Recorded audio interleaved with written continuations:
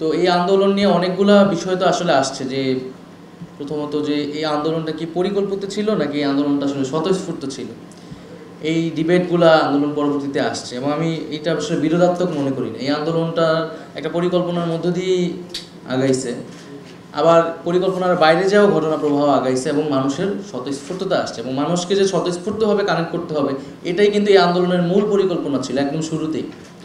কারণ আমরা শুরুতেই আন্দোলনের নেতৃত্ব, আন্দোলনের কৌশল, এই বিষয়গুলো নিয়ে আমাদের একটা চিন্তাভাবনা ছিল এবং আমরা যেহেতু ক্যাম্পাসে গত 7-8 বছর দীর্ঘ সময় ধরে আন্দোলনই করছি আসলে নানান এই ছাত্রদের পক্ষের আন্দোলনগুলা, এবং ওই রাজনৈতিক দলের বাইরে গিয়ে আসলে একেবারে সাধারণ শিক্ষার্থীদের জায়গা থেকে বিভিন্ন সময় বিভিন্ন ইস্যুতে সেই 18 সালের কোটা সংস্কার আন্দোলন থেকে নিরাপদ সড়ক, ডাকসু নির্বাচন এবং এরপরে নানান যে আবরার হত্যা বিরোধী আন্দোলন।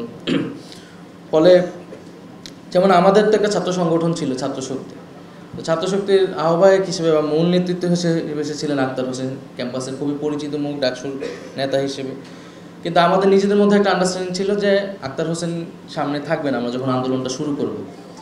ইভেন এরকমও ছিল যে আমিও আন্দোলনের শুরুতে সামনে থাকবো না, আমাদের যে যারা পরের লেয়ারে আছে বা ঢাকা বিশ্ববিদ্যালয়ের নেতৃত্ব আসিম বাকের, তারা এই আন্দোলনটাকে লিড দিবে আমাদের ছাত্রশক্তির জায়গা থেকে আর কি।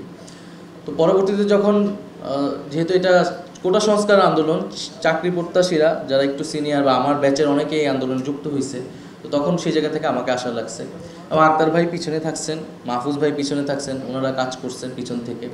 কথা ছিল যখন আমরা তো আগেই জানতাম যে আন্দোলনের সময় একটা ক্রাইসিস মুভমেন্ট আসবে, হামলা নিপীড়ন এই সময় আসবে, যেহেতু বিরোধী রাজনীতির সাথে আমরা অভ্যস্ত ছিলাম, তো তখন আক্তার ভাই বা মাহফুজ ভাই তারা পিছন থেকে সামনে এসে রোল প্লে করবে। পরবর্তীতে আক্তার ভাই গ্রেফতারি হয়ে যান 17 তারিখে এবং এরপরে যারা আরও ঢাকা বিশ্ববিদ্যালয়ের নেতৃত্ব ছিল, এখানে রিফাত নিজেই উপস্থিত আছে, হাসিব আছে, মাহিন, কাদের, যদি মাহিন ছাত্রশক্তির ছিল না। আরেকটা জিনিস ছিল যে আমাদের এই আন্দোলনটা ছাত্রশক্তি থেকে বের হয়ে করতে হবে। এই আন্দোলনটা তখনই আমরা বৈষম্য বিরোধীর পরিচয় নেই আসলে, আমরা ছাত্রশক্তি হিসেবে নিজেদেরকে ঠিক না করে এটার পরিসরটা বিস্তৃত করি এবং আরও মানুষকে যুক্ত করি। তখন যারা লাইব্রেরিতে পড়তেছিল, যারা সার্জিস হাসনা, তখন সেই ধারাবাহিকতা তারা এসে যুক্ত হয়, মাহিন, এবং আমরা আন্দোলনটা বৈষম্যবিরোধী 1 জুলাই থেকে বৈষম্যবিরোধীর নামে আসলে আগায় নিয়ে যাই। তো আমি আসলে ইতিহাসটা বলতে একটু কম চাই, কারণ আমার কাছে মনে হয়েছে যে এই আন্দোলনটা যেহেতু একটা স্বতঃস্ফূর্ত গণ অভ্যুত্থান এবং নানা মানুষের অংশগ্রহণ, অবদান, এবং আমরা নিজেরাও আসলে জানি না কোথা থেকে কত সাপোর্ট আসলে সেই সময় আসছে। তো আমি বললে সেটা আমার গল্পই হবে আসলে। আসিফ যখন বইটা লিখতেছে এটা আসলে আসিফেরই গল্প, রিফাত যখন বলতেছে এটা রিফাত, আমাদের প্রত্যেকেরই এই অভ্যুত্থানে আসলে আলাদা আলাদা একটা গল্প আছে। এই আলাদা আলাদা গল্পগুলো একটা কালেকটিভ স্টোরি বা মেমোরি আমাদের জন্য হয়তো তৈরি করবে। আমরা যখন এখানে বলতেছি এটা নিশ্চয়ই ঢাকা বিশ্ববিদ্যালয় কেন্দ্রিক গল্পটা, কিন্তু ঢাকা বিশ্ববিদ্যালয়ের বাইরে আমরা জানি প্রাইভেট বিশ্ববিদ্যালয়ের ভূমিকা পালন করছে, মাদ্রাসা শিক্ষার্থীরা নেমে আসছে। আমি তো এখনও জানি যে কুমিল্লায় আসলে কীভাবে আন্দোলনটা সংগঠিত হয়েছে বা নরসিংদীতে কীভাবে সংগঠিত হয়েছে, তো ঢাকার বাইরে কিভাবে সংগঠিত হয়েছে। তো তাদের গল্পগুলো আমাদের আরও বেশি করে আসলে আসা দরকার। এবং আন্দোলনের 19 তারিখ থেকে বেসিক্যালি 1 তারিখ পর্যন্ত ব্যক্তিগতভাবে আমি বা আমার সাথে আসিফ বা বাকের, আমরা কিন্তু আর মাঠে ছিলাম না। আমরা 17 তারিখ পরেই ঢাকা বিশ্ববিদ্যালয় যখন বন্ধ হয়ে যায়, আন্দোলনের নেতৃত্বটা মূলত সাধারণ জনগণের কাছেই চলে যায় আর কি। এবং তখন যখন আমরা ডিবিএফএস ছিলাম, রিফাত, রশিদরা তখন এটার একটা কমান্ড নেয় সোশ্যাল মিডিয়াতে। তো সেই জায়গা থেকে তখন মাঠের যে মূল যুদ্ধ অবস্থা যেটা তৈরি হয়েছিল, যেখানে আসলে সবাই যখন শহীদ হওয়া শুরু করলো, মানুষজন আহত হওয়া শুরু করলো, তো ওই সময়টা কিন্তু আমরা ছিলাম, আমি গুম হয়েছি, হাসপাতালে ছিলাম, তারপর ডিবি অফিসে, তারপর সেখান থেকে বের হয়ে আসা। তো আন্দোলনে আমি খুব বিচ্ছিন্নভাবে আসলে কথা বলতেছি, ধারাবাহিকতা তো রাখতেছি না। আমাদের একটা জিনিস ইয়ে ছিল যে আন্দোলনের স্বতঃস্ফূর্ততা রাখতে হবে, মানুষকে পার্টিসিপেট করতে দিতে হবে, মানুষও যাতে ডিসিশন নিতে পারে এই আন্দোলনে যে সে কীভাবে কর্মসূচিটা করবে, এবং মানুষের যেটা জনমত এবং জনমত বোঝার জন্য আমাদের তখন সোশ্যাল মিডিয়ায় ছিল, সেই অনুযায়ী আমাদের কর্মসূচিটা নিতে হবে। আমরা ফ্যাসিলিটেট করবো বেসিক্যালি আন্দোলনটা, বা কোঅর্ডিনেটর, এই শব্দটা সেখান থেকে আসছে। আমরা আন্দোলনটা লিড দিব না, আমরা আন্দোলনটাকে কোঅর্ডিনেট করব, আমরা আন্দোলনটাকে সমন্বয় করব। সারা বাংলাদেশে যে হচ্ছে বা সাধারণ মানুষ, তাদের ইমোশন, তাদের সেন্টিমেন্ট সব কিছুকে আমরা কোঅর্ডিনেট করব। তো সেই জায়গা থেকেই এই চিন্তাগুলো আমাদের মাথায় প্রথম থেকে ছিল, শুরু থেকে ছিল, এবং আমরা চেষ্টা করছি আন্দোলনের সময় এই জিনিসগুলোকে ধরে রাখার। এবং যেমন 16 তারিখেই কিন্তু আমরা এটা বুঝতে পারছিলাম এই আন্দোলনটা সরকার বিরোধী একটা আন্দোলনের দিকেই যাবে এবং যেতে হবে, নিয়ে যেতে হবে, কারণ এই সরকারের হাতে রক্তের দাগ লেগে গেছে। সেদিন 6 জন মানুষ মারা গেছে এবং তার আগের দিন ঢাকা বিশ্ববিদ্যালয়ের মেয়েদেরকে হামলা করা হয়েছে। এবং 9 দফা সাজানো হয়, 9 দফার ভিতরে 1 দফার মেসেজটা ছিল, কিন্তু আমরা প্রথমেই 1 দফার দিকে যাইনি, কারণ আমরা জানি যে এই 1 দফার বা পুরো সরকার পতনের বিষয়টা জনগণের ভিতর থেকে আসতে হবে। মানুষ যখন চূড়ান্তভাবে সিদ্ধান্ত নিয়ে নেবে, আমরা তখন আনুষ্ঠানিক ঘোষণাটা দিব। এবং এইরকমটাই হয়েছিল। 3 তারিখ কিন্তু বৈষম্য বিরোধীর পক্ষ থেকে আনুষ্ঠানিক ঘোষণা দেওয়া হয়, কিন্তু তার আগে কিন্তু মানুষ সিদ্ধান্ত নিয়ে নিয়েছিল। এবং শহীদ মিনারে আসলে 1 দফার বাইরে অন্য কিছু বলার সক্ষমতা আমাদেরও ছিল না, কারণ মানুষ ওইটাই তখন মানুষের দাবি। আবার গণভবন যে ঘেরাওয়ের যে কর্মসূচি, 5 তারিখে কিন্তু কোনো আনুষ্ঠানিক কর্মসূচি ছিল না যে গণভবন ঘেরাও করতে হবে। 5 তারিখ কর্মসূচি ছিল লং মার্চ টু ঢাকা, ঢাকায় আসতে হবে।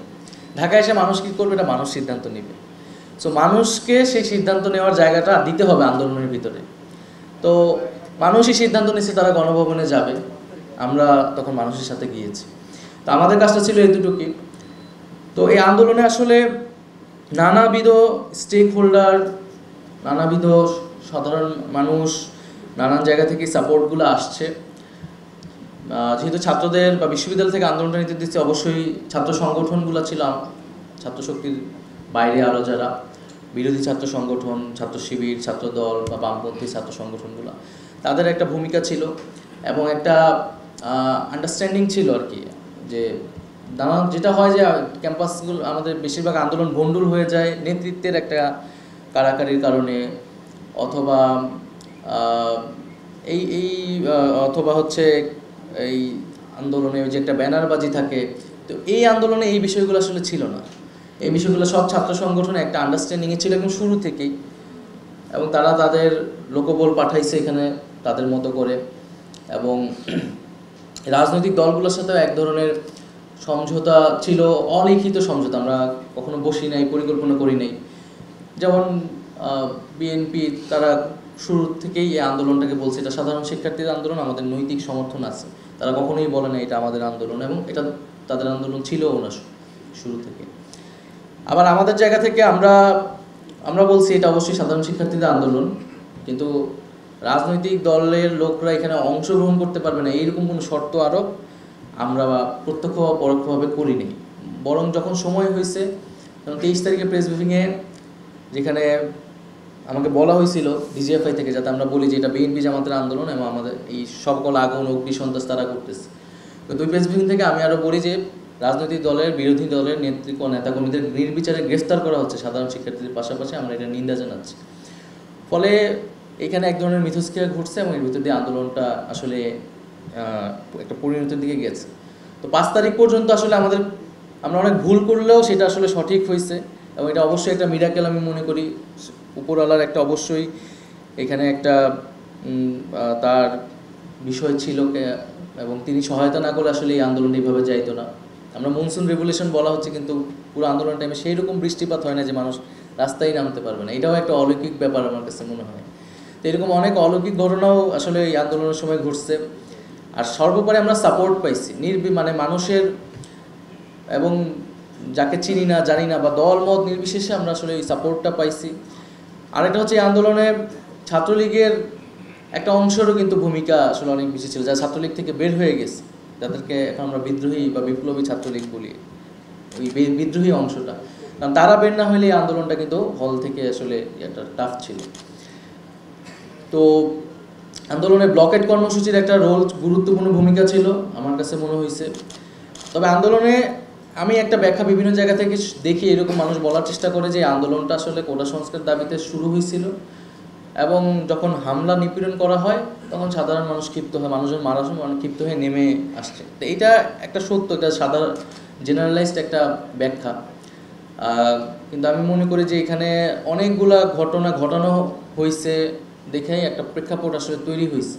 যেমন ব্লকেট কর্মসূচির মধ্যে দিয়ে কিন্তু ঢাকা বিশ্ববিদ্যালয়ের পুরা শিক্ষার্থীরা যুক্ত হয়েছে এবং ঢাকা শহরে একটা গণঅভ্যুত্থানের প্রস্তুতি আসলে তৈরি হয়েছে, একটা প্রেক্ষাপট তৈরি হয়েছে। আমরা যখন একটার পর একটা ব্যারিকেড ভাঙতেছিলাম এবং প্রতিদিন একটু একটু করে আগাইতেছিলাম, আমরা কারণ বাজার থেকে ফার্ম গেট, এই যে মানুষের ভীষণটা কিন্তু বাড়তেছিল যে আমরা আসলে গণভবন পর্যন্ত যাইতে পারি, আরও ব্যারিকেড ভাঙতে পারি। ব্যারিকেড ভাঙার যে সাহসটা, সেটা ওই মিছিলগুলো থেকে, ব্লকেট কর্মসূচি থেকে তৈরি হয়েছে।